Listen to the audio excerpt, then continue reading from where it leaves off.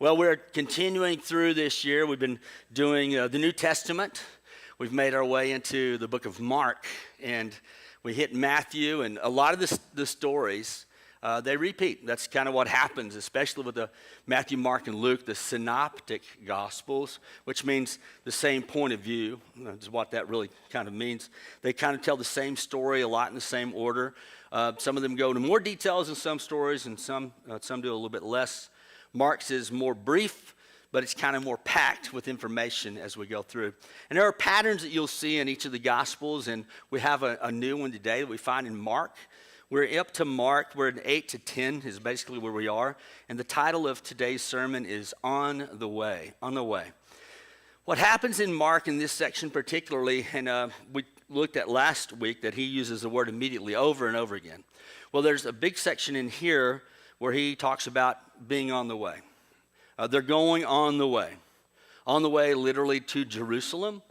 It's on the way to Jesus' suffering, on the way to the cross. All along this journey, Jesus has been on the way. The disciples are with him, and they're on this way. They're on a path. The early church was even called a lot of times the way. And Jesus says, I am the way, the truth, and life, and no one comes to the Father except through me. He's the way. So that use of the way is powerful in so many ways. And they were literally on this path. They were moving physically towards Jerusalem all along the journey. And so this is an emphatic part. We're getting closer to the cross in Mark's gospel. And we're going to see some of the things that Jesus decided to share that Mark included in his gospel as they were getting closer. The very first, we're going to hit this in 4 movements. Again, the first movement that we have is about confession. That's called the right confession. This is the very end of Mark. We picked it up at the end of Mark. We kind of did 8 last week. But this is a bridge into this next section. And it's an important one. We've talked about this a few times along the way. I think it is a kind of a keystone part of the gospel. Jesus had taken all of the disciples up into Caesarea Philippi. I've gone into deep background about Caesarea Philippi before. I won't get into the details today. But it was a place of deep debauchery. It was where they worshipped Pan, and there was just a lot of bad stuff going on. He goes into the cliffs and looking down onto this area, and he's asking the disciples at that point, who do people say that I am? And there's that revelation that comes from Peter. There says, well, some think you're John the Baptist, some think you're a prophet, some think maybe Elijah, and they kind of have these different ideas and stuff that they say. And then he recouches the question, and this is important that he does. He says, okay, but who do you say that I am? And that's where we get Peter's famous answer that's powerful. So much so that that's actually where Peter gets his name for the first time. And it's powerful in a lot of ways. His name was Simon, and Jesus said, this was revealed to you. This obviously didn't come from you because you say crazy stuff. But God revealed this to you. You heard this from God. And it's amazing, and it's a good word. So you know what? From now on, I'm going to call you Peter.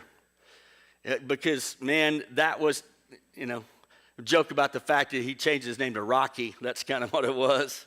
He's like, yeah, that's you now. And I think some of the other disciples were going, man, I wish I could be Rocky. That's a cool name. What does he call me, And we have other nicknames for some of the other guys, that we come up with, like Doubting Thomas, whatever there might be. But he gets to be this new name, Peter, which means, the rock. Then he makes a statement. Jesus makes a statement. He says, on this revelation that he has, that he said, Peter says, you are the Messiah.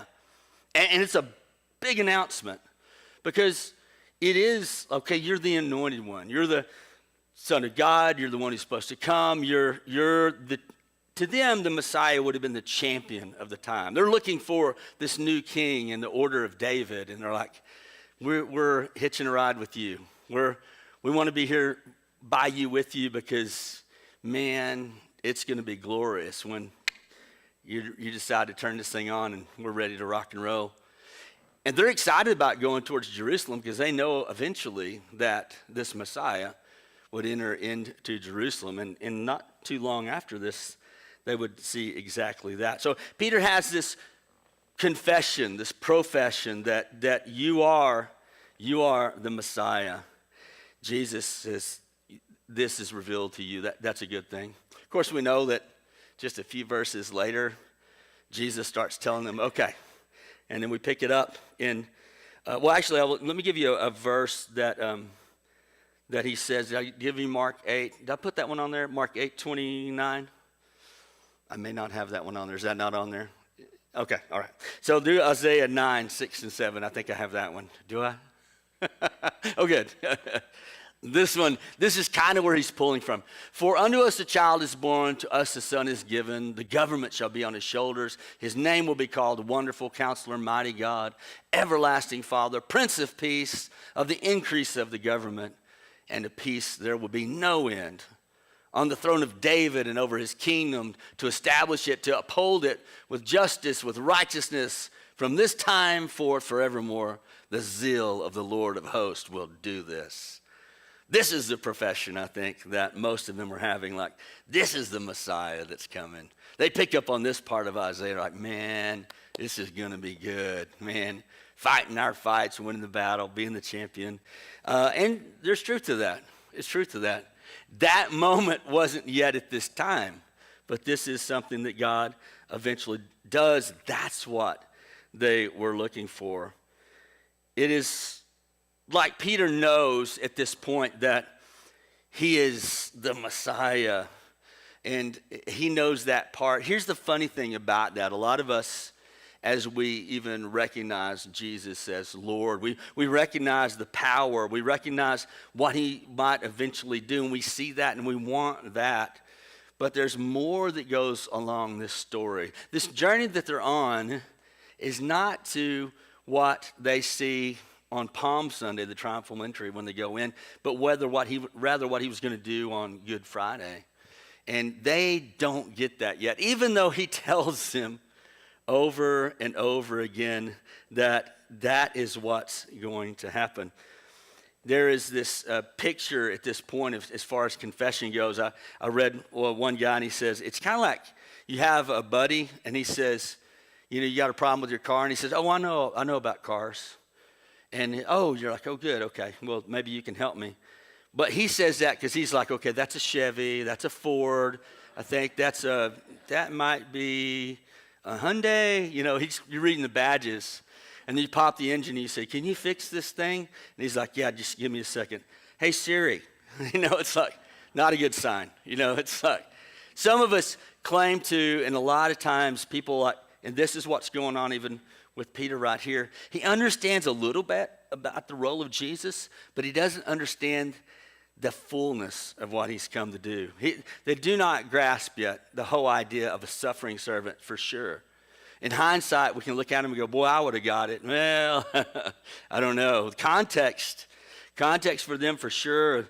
These Jewish men are following, and they're looking for this Messiah, and they know a lot of that profession, and that's the part, and sometimes that's the part we want to grab a hold of.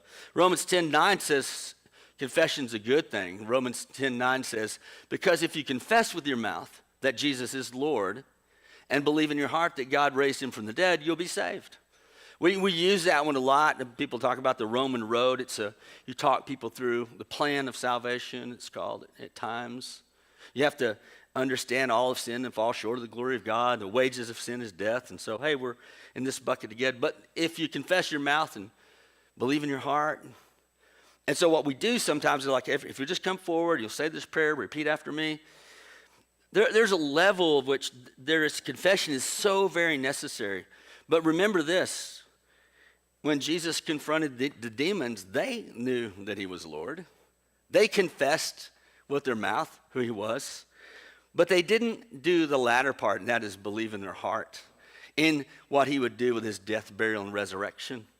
This is the part that we not just confess. We don't just give lip service and say, I recognize that. But we get on board with it in our heart, which creates obedience. Sometimes we get that backwards and we think if we will obey, you'll get your way to the Lord and he'll say, oh, good, you did a good job. That heart matter of what we do and the obedience, it comes from the desired changes that we have in our life rather than the obedience leading to our faith. Our faith leads to our obedience, but that's a whole nother sermon. But I just want us to see this. Confession is very, very important, but we must also attach to that what's really going on in our heart, which leads us to this second movement that happens here in Mark. You'll find 8:31 to 9:1, the necessary cross. You'll see the cross throughout all of the Gospels. It's always leading to the cross. And this is where Jesus, right after this profession, this great profession that Peter makes, and sometimes we make a great profession to know that Jesus is Lord, he makes that other statement. And in 8:31 it says this is what Jesus tells him. This is what Peter gets mad about.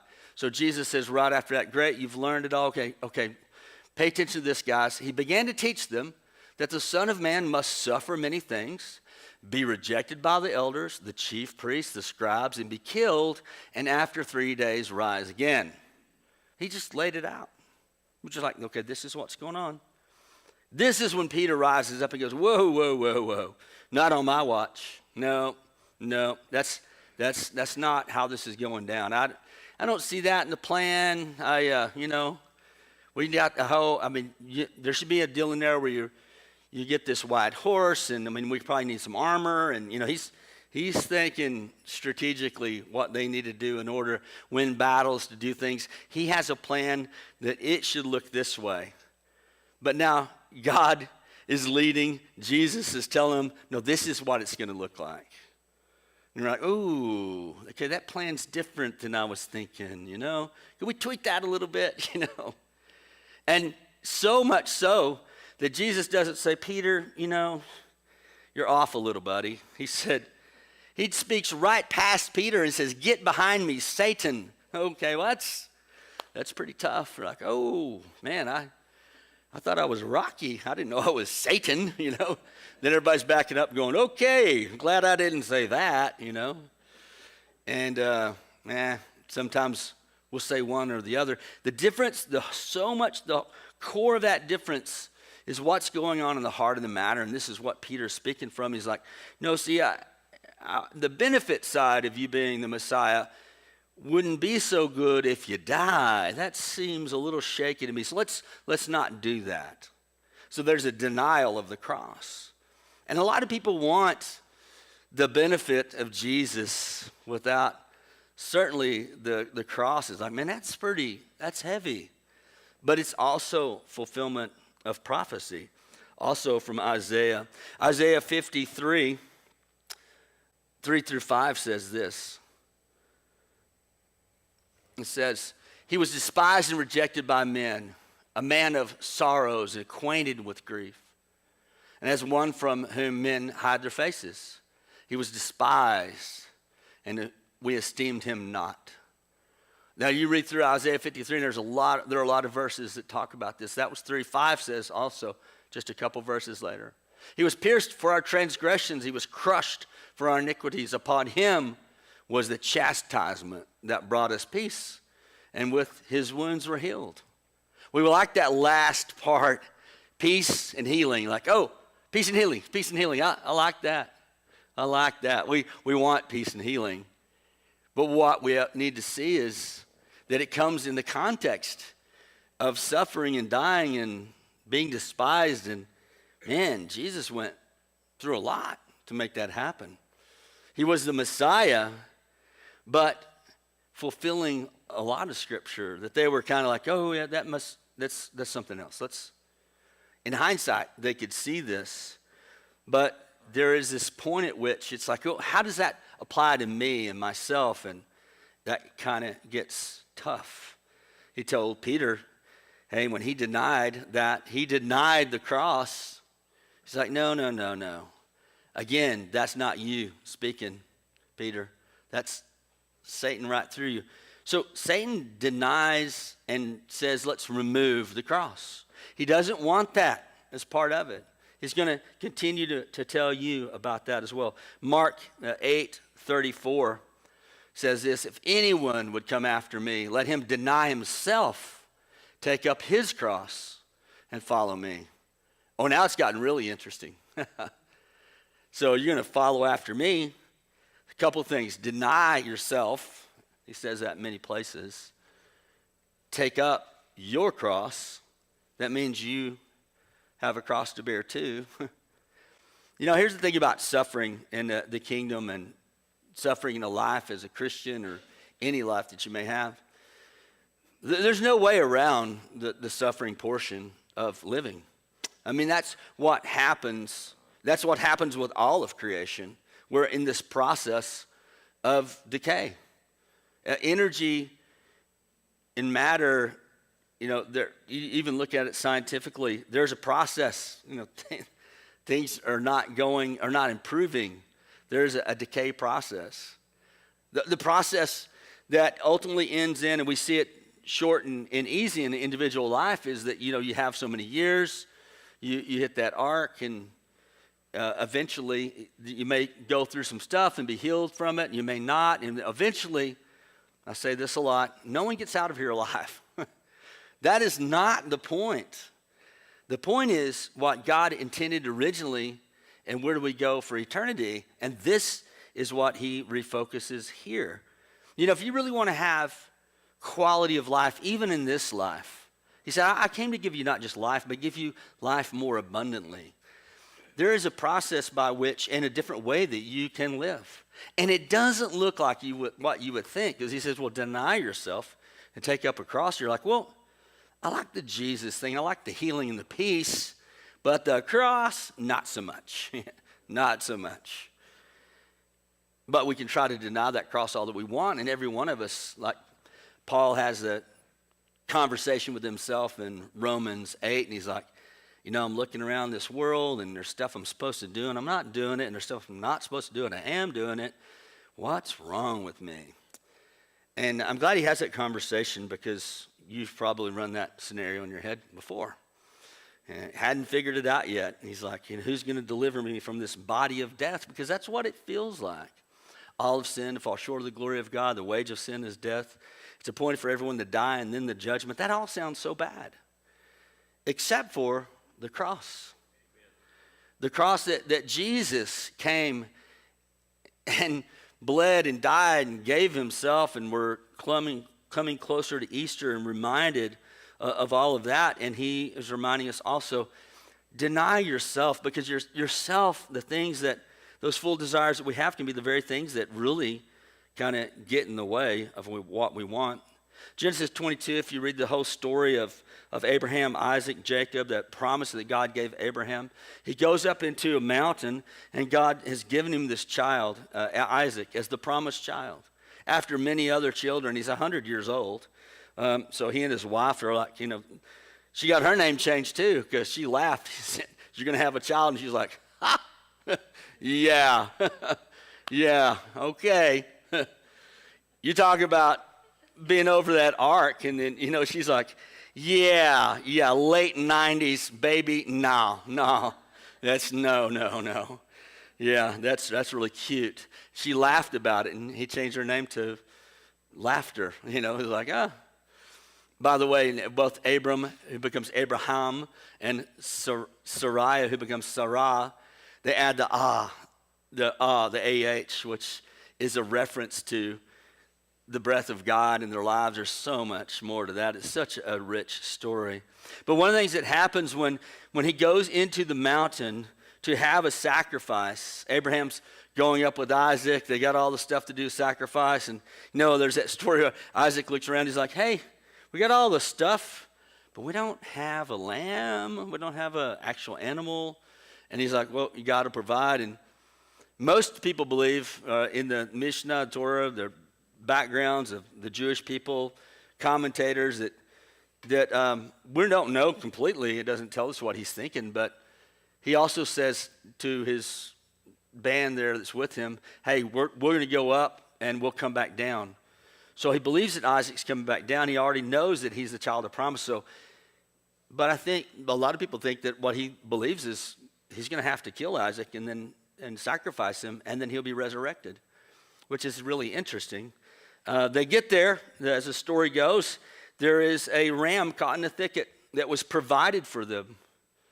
One of the emphasis that happens at that point is to understand that process of provision and suffering, or surrender, if you will.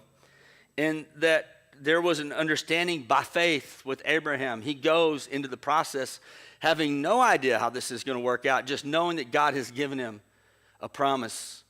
And he goes in surrender before the fulfillment, not knowing that the lamb will be there, not knowing that the ram would be caught in the thicket, that provision would be there. He went before he had the guaranteed provision. How often do we want to go into something and say, okay, I'm good, with this, but can you just show me how it's going to work out? Can you just lay out the plan, because I'm not seeing it right now. I don't know if you've ever walked through anything in life, and so many of us do, where we don't see the other side.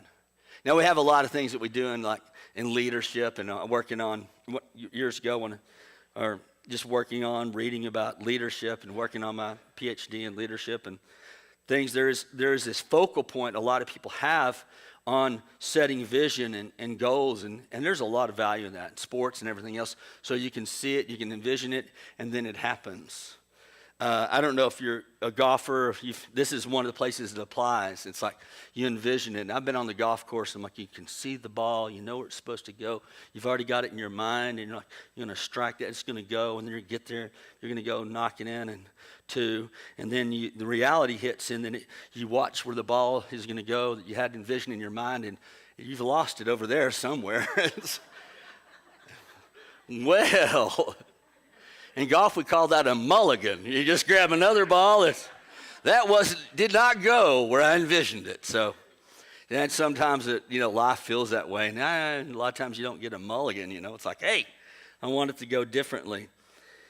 So here we are. We've got this necessary cross. We have a confession that God gives us, which really is more about what's in our heart. And then there's this necessary cross. There's this suffering that Jesus does. They didn't want Jesus to suffer. They certainly didn't want themselves to suffer. That might be something that they would do. Like, we're following you, so we'd kind of like to go somewhere maybe tropical. I don't know. The cross. By the way, this has become, it's even as Resurrection Sunday's coming, and we wear necklaces, and we embrace that. But the reality is, it was one of the most gruesome torture devices ever created by humanity. It's like having a necklace with a gallows on it, or like a noose. Or like, oh, that's so cute, This was a horrible torture device. It is a reminder. It is a reminder of what he went through. And we, by the way, we display it as an empty cross because it did not hold him there. A tomb is harder to hang on your neck, I think. It's like, what is that? Anyway, different thing. The cross becomes a symbol of his suffering, and he says, deny yourself, take up your cross. He said that before the cross ever happened. I wonder what they were thinking. What does that mean? Take up. They knew what the crosses people had to bear and already, but boy, how it must have come back to them after he actually went to the cross. So Mark 8, 35 and 36, he says this right after that. Whoever would save his life will lose it, but whoever loses his life for my sake and the gospel's will save it. For what does it profit a man to gain the whole world and forfeit his soul? Wow. And he says this several times. He says it in different ways, but life is not about this thing and your gathering and your provision, and you're trying to save this, and you're trying to save all the trappings and stuff that you've gained and gathered over time. And it's kind of like that scenario when you're running from a burning building and you're like, what am I going to take? And there are some people that stay in tough situations and lose himself trying to keep something that really didn't matter as much as their own life. And he's saying eternity works that way as well. Sometimes you need to know what's important. And when you try so hard to save this biological life, when you try so hard to save all the things that encompass and help you out and preserve you in this way, you're missing out on the most important thing. You know, one of the reasons I think that going through suffering is a lot easier ultimately in kingdom eternal mindset is that you know the end of the story and you completely trust it. And the ram, you don't know, caught in the thicket. You don't see the end of the story yet. You're not envisioning where the ball is going to land. You just know that it's already written. At the end of the game, you get to win, even if in the midst of it, things don't look like they're going the way that they should. You can watch old sporting events. You can go back and watch Atlanta leading the Patriots at halftime in the Super Bowl, and you go, wow, how in the world could they possibly come back and win this game? But you already know the ending. You know what's going to happen. I go back and watch old Cowboy games back when they did win. And you're like, you see some of them, it's been a long time since you watched it. And I catch myself sometime watching like, wow, what are they going to do? Are they going to make, oh, yeah, never mind. Yeah. I don't rewatch the ones they lose. No, not interested. But that's kind of where we are in our life. This ending is already written. And stop trying to like, man, if I could just change that play right there, we could have run a different. It doesn't matter. The ending's already written. You're good. You know, if they didn't throw the interception in that play, they don't get the pick six going the other direction in the next play. And, oh, you know, it's all set up. It's ready to go. And he is on our side. He is already doing it. I guess it's like, what are we attempting to preserve when we look at our biological life? And he says, look, I'll preserve you. I'll give you abundant life now. And he does it, and here's the beauty of it. He does it in his own power.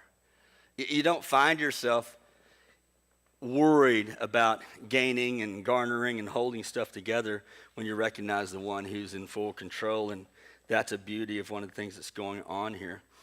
We live in a kingdom, Jesus says, it's really kind of it's upside down. And that's the next point, the next part of the movement, an upside down kingdom. Jesus says this a lot, and each of the Gospels contain language towards this upside down kingdom idea. In this whole section, 3 more times even in this section, Jesus tells him about the fact that, hey, we're on our way to Jerusalem. I'm going to suffer. I'm going to die. This is all part of the plan. Then I'll be raised from the dead. And he tells them again, and they're like, okay, they listen to all of it. And the response, Mark 9:34, this is one of the early responses. But they kept silent, for on the way, they had argued with one another about who was the greatest. Man, it's like, really? I was reading this one guy making comment about it, and he said, I'm reading this scripture and thinking about, he's explained to them multiple times, look, we're going to Jerusalem. I'm going to suffer at the hands of the scribes and the Pharisees, and I'm going to be killed, and they're going to be raised, and they're listening to all of that.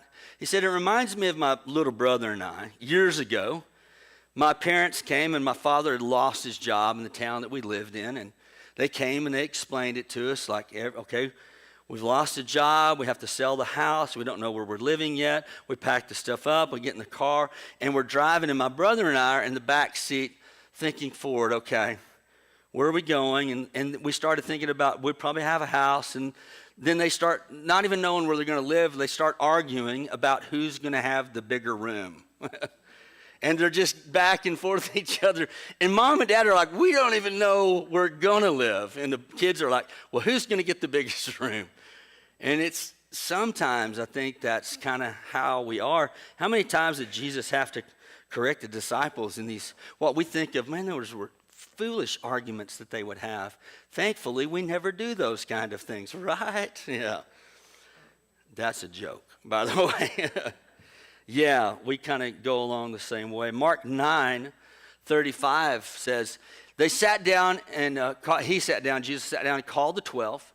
He said to them, if anyone would be first, he must be last of all and servant of all. So he doubles down on that. First is last, and don't try to put yourself at the front of the line. And he adds, and he talks about a lot of times serving others. And, that's not, you're trying to get ahead. you're trying to really get out there. It's like trying to climb the corporate ladder, whatever it might be in life, or prove yourself on the playground as a little kid. Service is usually not the first thing that comes to your mind. It's just not. We tend to, elaborate a bigger story. And, if you're the new kid in town, you can always tell people where you came from. Well, yeah, the town I just came from, I was king of the world. Everybody bowed to me, It's always funny how that had happened. It's like, reinvent yourself and give yourself your own nickname and whatever it might be. And until they find out who you are, or they tag you and whatever it might be. It's funny how we come back from summer break and you're like, what'd you do over summer break? Oh man, yeah, we went all over the world and we did, whatever. People come up with stories. Jesus says, I want you to be a servant of all. I'm like, man, it's really interesting about the whole idea of being last and being a servant. I think the knee-jerk reaction sometimes when you look at that, you're like, well, I've just got to think of myself as being less, I just put myself in a low place. And the reality is you don't have to think that you're less, but you just think about yourself less. Don't think that you are less, but you just don't think about yourself as much. It's kind of a different way of attacking that. In fact, that straight up saying you may have seen before is that some people think you should think less of yourself, but rather the reality is you just think yourself less. It's different. It's different because your focal point changes. Here's a reality. If you believe that God has provided all things and nothing can be taken away from you, and that the creator of the universe is in control and the power rests with him, and you're a child of God, you don't really worry about people taking your stuff away or losing stuff. Because you're like, I know the provider, and he says he'll supply all my needs according to his riches and glory. I think I would rather have his riches and glory rather than me trying to take control of myself and the things around me. Like if I can just be in control, I know I'll keep this all together. And the Lord's like, you're okay. It's like you're living in the most elaborate mansion with all the trappings, and you're sneaking around trying to hide stuff just in case. You got to keep it from everybody else. It's like, hey, this is all yours. What are you doing? Like why are you hiding those things? And so we get hung up in thinking about ourselves and the stuff, and we get hung up in those things. Isaiah 57:15, there's another Old Testament scripture that kind of goes along with this. For thus says the one who is high and lifted up, who inhabits eternity, whose name is holy. I dwell in the high and holy place, and also with him who is of contrite and lowly spirit, to revive the spirit of the lowly and to revive the heart of the contrite. He's like, I live in the most high and holy. That means separated. It's the most important. This is God describing his kingdom. He's like, I invite you here, lowly in spirit, contrite, not thinking of yourself, but thinking of others and having a servant heart because you recognize that God is part of it all. He invites us into that. He's like, just your mindset is that I'm in control. He lifts up those who feel broken, those who feel lowly. 9, this is going back to Mark 9, and this is 36 and 37, says this. He took a child and put him in the midst of them. Now, children at this time were there way down on the scale of importance, and every time they would come around like, hey, don't bother them, don't bother them. This is before everyone decided to elevate the children to the top of the world. Anyway, they took a child, put him in the midst of them, and taking his arm, he said to them, whoever receives one such child in my name receives me. Whoever receives me receives not me, but him who sent me. He takes what would be the lowest status in that area, puts that child in front, and says, look, receive the child. Now, when you think about what's important for them, you're whoever it might be, give them a place. Serve them. Serve them and be a helper to the hardest, the lowest, the whatever, those that are on the low end. Be one that raises other people up. And not the ones that are usual suspects, not the ones who are going to pay you back. You're like, ooh, if I'm really nice to Daddy Warbucks, maybe I get bucks, you know? See, that's the same heart, like they're looking for this Messiah, and he's like, I'm not going to come that way right now, but I'm going to show you how to live this life.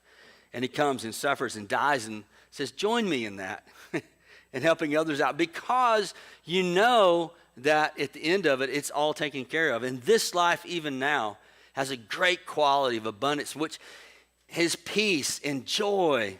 These are the fruits of the Spirit: love, joy, peace, patience, kindness, goodness, gentleness, faithfulness, self-control. These are the things that the Spirit injects into us, that we live a different life. And there are times that we try to accumulate everything we can. And billionaires jump out of high rises because they never did get enough, because there's just not enough in the stuff of this world. And he's saying, pay attention to what's important. The commands: love the Lord your God with all your heart, soul, strength, and mind. Love your neighbor as you love yourself. Love is what he's wanting, and he wants it truly as to bring up others around them. And it's not about gaining power and control, because he is the all-powerful one. We just give ourselves back, trust him in that. Mark 10, 17 to 22, just a little bit further down, says this. I think, did I give you 10, 17 to 22? Is it not in there? I may not have given that one. Oh, no, let me just talk about that. I'll give you another one in a minute. This is the context coming up to that, the rich young ruler. And I didn't put it in there because it's long. But the rich young ruler, he comes to Jesus and he says, what do I need to do to be saved? And you can do a whole sermon on that. I have on many occasions, because the question is, what must I do to be saved? He's looking for the formula of what he has to do. And Jesus says, well, 10 commandments. He said, okay, which ones? He says, here are some of them. He's like, I've done well with those. He says, okay, then sell everything you have, give it all away, and come and follow me. Pretty amazing to think about that he's actually inviting someone to be his disciple. And the guy walks away and says, I can't do that, because he's put too much stock in the things that he has accumulated. Then there's a verse that follows that. This is 10:23. And he says this: Jesus looked around and said to his disciples, how difficult it will be for those who have wealth to enter the kingdom of God.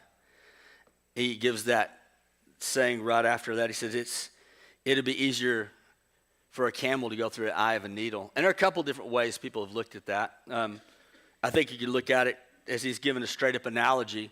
I think it'd be pretty hard to put a camel through an eye of a needle. Pretty tough deal. There's also a story that goes around, whether it's correct or not, it works.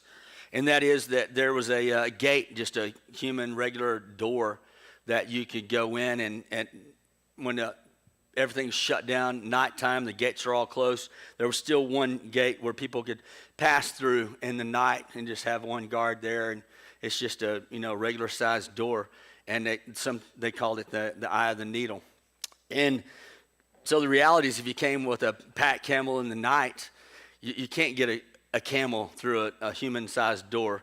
unless you take everything off of it, everything off of it, get it all the way down, and then you have to get it down on its knees, basically, and crawl through the door. And so that analogy is you come in with nothing, and you come in down on your knees. You have that, and that, whether that's the way he meant it or he's just saying it's just impossible. It's really not possible, because he is saying this, the stuff just doesn't matter. And we get so focused on that. And what he really wants us to understand is that there's nothing that you can accumulate, no accolade, no amount of wealth, no whatever, that matters at the end of the day. When there's a new heaven, a new earth, a new body, everything that we know, all material will be melted away, and it'll all be supplied back new. And everything that's under the curse that happened from the beginning of God's word and will be redeemed and new. And I don't know about you, but I'm good with getting another body. I tried really hard back in the day, but even back in my best, I'm blowing out my knee and all of that. So I'm good. And I think it'll be far superior than anything we imagine now. So trying to save this, yes, maintain it. Everything you just be a good steward of what God puts in front of you. But you're not an accumulator of stuff. And you can actually give it all away along the line and serve and help other people and not worry about it, because you know where the real source is, what it goes back to. And that leads us to this last movement. And this is from blind ambition to clear sight. There are multiple times where Jesus goes to those that are physically blind or physically deaf, and he heals them of that. It's part of the description of one of the things that the Messiah would do. The lame walk, the blind see, the deaf can hear, and he restores what the original intent was, and he does that in the physical so that we can understand even more so what's going on in the spiritual. Let's read Mark 10:32, the latter part to 34. Taking the 12 again, he began to tell them, and here he is again, that what was going to happen to them, saying, see, we're going to Jerusalem. The Son of Man will be delivered over to the chief priests and the scribes. They'll condemn him to death and deliver him over to the Gentiles. They will mock him and spit on him and flog him and kill him. And after 3 days he will rise. He tells them this so many times, and I think they're going, okay, he talks in parables, so I don't think that's actually going to happen because that sounds bad. And so they're coming up with these other ideas and thinking he means something else. And immediately following, Jesus tells them again they're on the way to Jerusalem and that he may suffer and die. And then you get this answer. This is what happens on 35 to 38, right after this. So James and John, the sons of Zebedee, come up to him and said to him, teacher, we want you to do for us whatever we ask of you. Because you ask and it'll be given. You've said some stuff like that. So he says to them, what do you want me to do for you? They said, grant us to sit one on your right hand, one on your left in glory. Jesus said to them, you do not know what you're asking. Are you able to drink the cup that I drink or be baptized with the baptism with which I'm baptized? Man, what more context do we get out of baptism and the Lord's Supper than what Jesus is saying here? We know eventually that we are baptized as a picture of his death, burial, and resurrection, and we drink the cup, which is a reminder of his blood spilled out.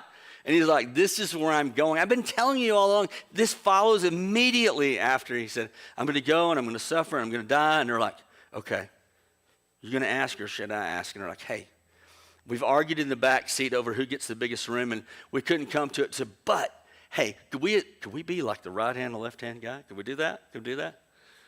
And he's like, man, guys, you're off base a little here, And that's what we do sometimes. We see the prominence of coming close to Jesus and the power that might be there and overcoming.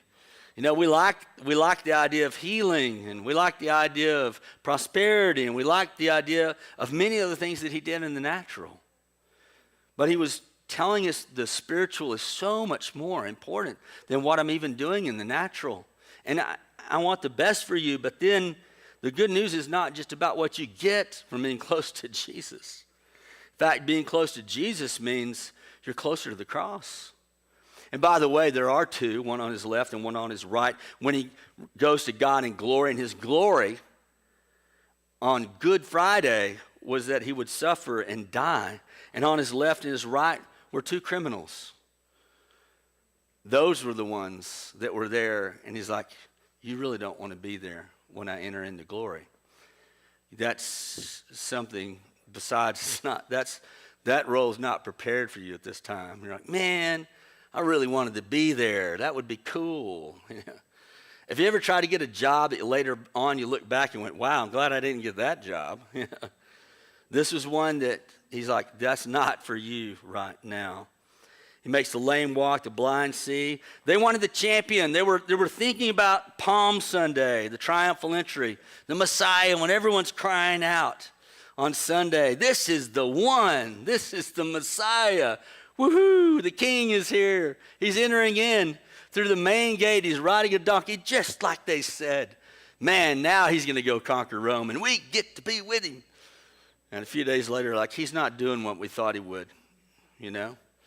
And now a lot of the same people are crying out, crucify him, crucify him. Man, it changed really quickly.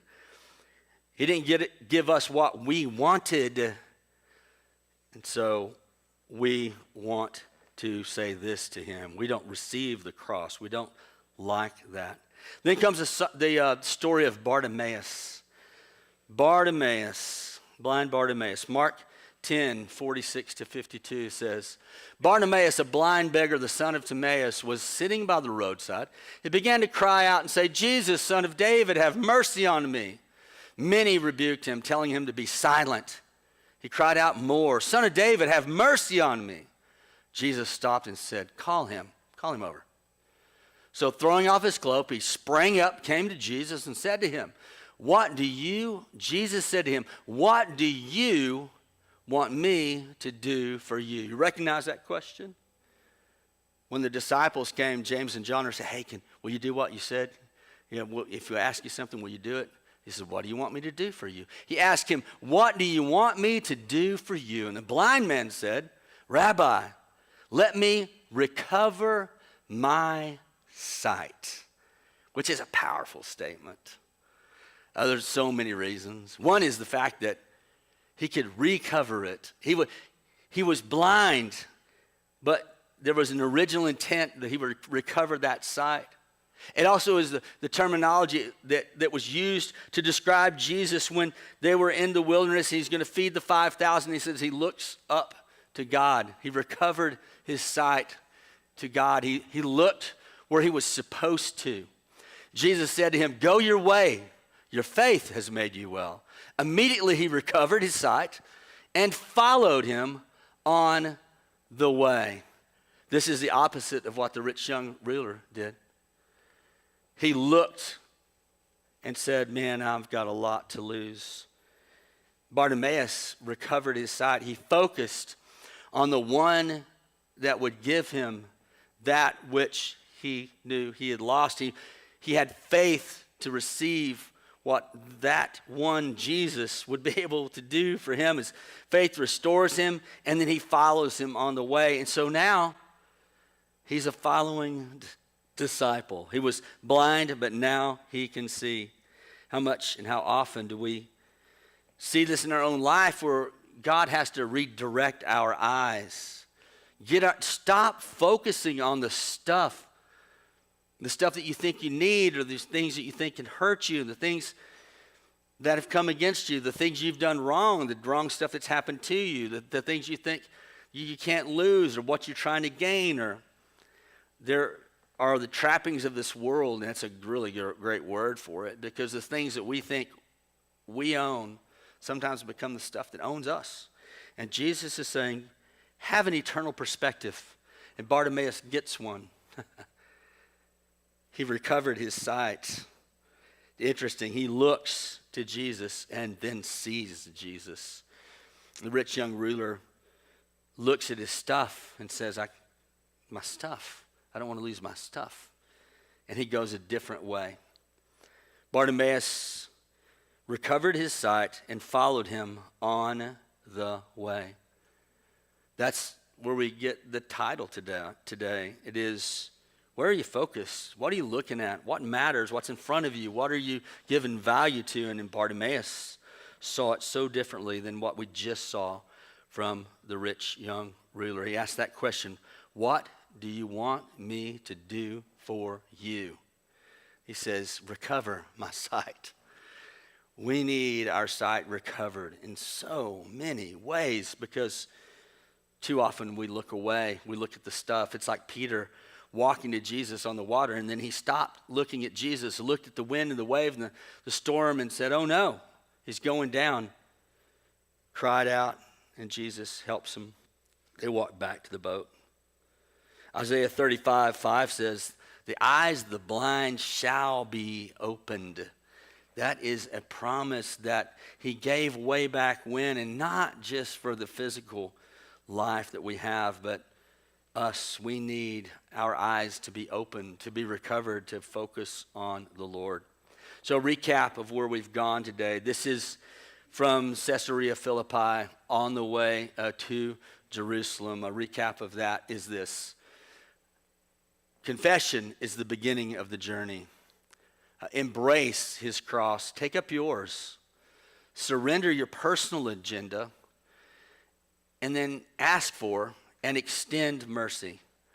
This is not a formula. This is a recognition of patterns that Jesus has placed in our life so that we can live this life abundantly that he intends. He has given us a place that we can focus. And when the storm rages around us, or whenever we've gained a lot of stuff, don't keep looking at that. Don't try to continue to hold on to that which you've gained or fear that which you may lose, but instead focus on the one true God. Know that he created you as a child of the King, and that's what he's invited you into. His holy temple, his eternal kingdom. You don't just have to wait until it comes. He said, your kingdom come, your will be done on earth as it is in heaven. That means he can operate even now in kingdom ways, change the way your life is. Most of all, he gives you that peace that passes understanding, the comfort in the middle of whatever may come, the full knowledge that there's an eternal place that he's prepared. He's been there working on it. There's a song from years ago. It said, he created the universe in 7 days. He's been working up there for 2,000 years. Imagine what that must be like. We pray that we are focused, that our eyes are lifted up, and that we are on the way. Even the things that come on the way are nothing compared to the eternity he has for us. Amen? Let's pray.